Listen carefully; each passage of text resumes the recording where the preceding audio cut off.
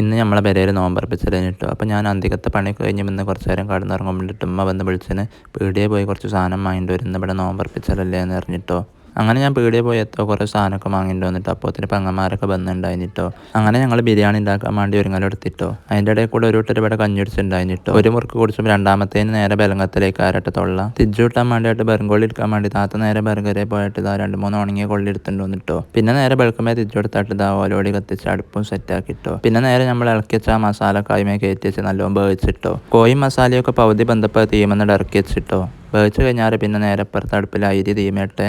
ഇവിടെ മുറ്റത്ത് ഔത്തുള്ളതിലേറെ വലിയ കുക്കർ ഷോ നടക്കുന്നുണ്ട് കേട്ടോ. കുറച്ച് നേരം കഴിഞ്ഞ് മൂടിയർ നോക്കിയപ്പോൾ ചോറ് നല്ലോണം വെന്ത് വന്നിന് കേട്ടോ. അതിക്കിട്ട ഇല എത്താന്ന് ആരോ ഒന്ന് ചോദിച്ചു കഴിഞ്ഞാൽ ഇവിടെ ഉള്ള ഒരു ഇലയായിട്ട് അതിൻ്റെ പേരൊന്നും വെച്ച് പറഞ്ഞുതരാൻ അറിയില്ല. നെയ്ച്ചോറ്റലാന്നാട്ടോ ഞങ്ങൾ പറയല്. ചോറ് വന്നപ്പോൾ പിന്നെ ആ മസാല അപ്പുറത്തേക്ക് തന്നെ കയറ്റി വെച്ചാട്ട് ചോറ് ദമ്മിടാൻ വേണ്ടി വായൻ്റെ ഇലയ്ക്ക് ഇറക്കി വെച്ചാട്ട് കൈക്കിട്ട് എടുത്തിട്ടോ കുറച്ച് വെച്ച്. പിന്നെ കോഴി പൊരിച്ചലായി, അങ്ങനെ ഓരോ പണികളായിട്ടോ. അതിൻ്റെ ഇടയിൽ ഓരോരുത്തർ നോമ്പറക്കണുണ്ട് കേട്ടോ. ചോറൊക്കെ റെഡിയായി കഴിഞ്ഞാൽ പിന്നെ ഇതാ നമ്മൾ സമൂസ ഉണ്ടാക്കാൻ വേണ്ടി ഒരുങ്ങലെടുത്തിട്ടോ. എത്തേലും ഒരു കരിമ്പൊരിയൊക്കെ ഉണ്ടാക്കണമല്ലോ എന്ന് വിചാരിച്ചിട്ടോ. താത്തൻ്റെ മോളാണ് അതിൻ്റെ മെയിനായിട്ട് ഉണ്ടാക്കുന്നത്. അപ്പോൾ ഞാനും വിചാരിച്ചിട്ടോ ഓളെത്തോ കാട്ടി ഇങ്ങനെ മടക്കി ഉണ്ടാക്കുന്നുണ്ട്. റിച്ചുമാണ് ഈ സമൂസ ഉണ്ടാക്കൽ പഠിച്ച് വിചാരിച്ചിട്ടോ.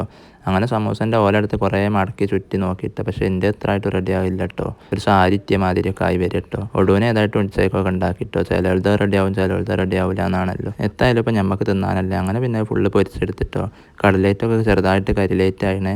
അത് കഴിഞ്ഞപ്പോൾ പിന്നെ നേരെ ഫ്രൂട്ട്സൊക്കെ ചെത്താൻ വേണ്ടിയിട്ട് ഒരുങ്ങലെടുത്തിട്ടോ. താത്ത ഒരു കത്തി കൊണ്ട് നല്ലോണം ബലം പിടിച്ചിട്ട് എത്ര ആയിട്ട് അതിമേ കിടന്ന് ഡാൻസ് കളിച്ചിട്ട് ഞങ്ങൾ മുറിയില്ല കേട്ടോ. അപ്പം ഞങ്ങൾ രണ്ടാളും കത്തിയാട്ടും കൊണ്ട് മാറ്റാൻ കൊടുത്തിട്ടോ. നോമ്പറക്കാൻ നേരത്ത് പച്ചവെള്ളം നല്ലോണം പേന്തേണ്ടി വരുമല്ലോ. അപ്പോൾ അതിന് താത്ത നല്ല കുടുക്കയിൽ പച്ചവെള്ളമൊക്കെ മുക്കിയെടുത്തൊക്കെ ഉണ്ട് കേട്ടോ.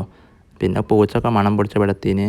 പിന്നെ കുറച്ച് നേരം കഴിഞ്ഞപ്പോൾ താറാവുകളൊക്കെ അതിലിട്ട് കൊടുത്താട്ടോ ഐറ്റങ്ങളെ കൂട്ടിലാക്കിട്ടോ. മോന്തി ആവാൻ നേരത്തെ നമ്മളെ ചോറ്റിൻ്റെ ദമ്മ് പൊട്ടിച്ചിട്ടോ. അമ്മിക്കുട്ടി ഇങ്ങോട്ട് ഇറക്കി വെച്ചാട്ടോ അതിമെന്നാദ്യങ്ങളെടുത്ത് മൂടി നല്ല മണം വരുന്നുണ്ട് കേട്ടോ. അങ്ങോട്ട് പിന്നെ എന്താ വെച്ചാൽ ഒരു ചെറിയ ചെമ്പെടുക്ക എടുത്താട്ടേക്ക് ഇങ്ങനെ ഇട്ട് കൊടുത്തിട്ടോ. വലിയ ചെമ്പട്ടിയിൽ നിന്ന് ഫുള്ള് ചെറുതൊക്കെ ചോറും മസാലയൊക്കെ നല്ലോണം ബന്ധ് സെറ്റായി വന്നതാണ് കേട്ടോ. ഇങ്ങോട്ട് തിന്നാൽ മതി. അപ്പോൾ തന്നെ ഫ്രൂട്ട്സൊക്കെ ഓരോരുത്തർ ഓരോ ബസ്സിക്കാക്കി സെറ്റാക്കി വെച്ചതിന് കേട്ടോ. അതിൻ്റെ ഇടയിൽ കൂടെ താത്തവിടെ കക്കേരിക്ക ജ്യൂസ് അടിച്ച് വെച്ചതിന് മരുഭാൻ കൊടുക്കാൻ നേരമായപ്പോൾ അതിന് കുട്ടികളൊക്കെ ഇതാ ടേബിൾ മേലെ ഓരോ സാധനം കൊണ്ടുപോയി കലെടുത്തിട്ടോ. ഐറ്റങ്ങളൊക്കെ നല്ല ഊറ്റത്തിലാണ് കേട്ടോ. നല്ല പൊലിവുണ്ട് എല്ലാവരും മോന്തമലും. ഒരു കൂട്ടർ ടേബിൾ മേലെ സാധനം കൊണ്ടുപോയിക്കുമ്പോൾ തന്നെ ഒരു കൂട്ടർ വലിച്ചിടാൻ അവിടെ എത്തുന്നുണ്ട് കേട്ടോ.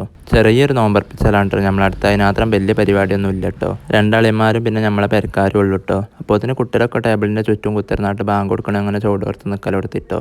ബാപ്പയും ചെറിയ പെങ്ങളും കുട്ടികളും ചെറിയ ആളേനൊന്നും ഇല്ലാത്തതുകൊണ്ട് വലിയൊരു രസമൊന്നും ഇല്ല കേട്ടോ. പിന്നെ കാക്ക ഗൾഫിലുമാണ് ഒരാൾ. ഇൻഷാ അല്ലാഹ് അടുത്ത കൊല്ലമൊക്കെ ആകുമ്പോൾ തന്നെ നമുക്ക് എല്ലാവർക്കും കുത്തിരുന്ന് നോമ്പറക്കണം. എന്നാലും പഠിച്ചോ സഹായിച്ച് ഭക്ഷണത്തിലൊന്നും നമുക്കൊരു കുറവുമില്ല കേട്ടോ. അതൊക്കെ ഇല്ലാത്ത പോലെ എത്ര ഉണ്ടാവും.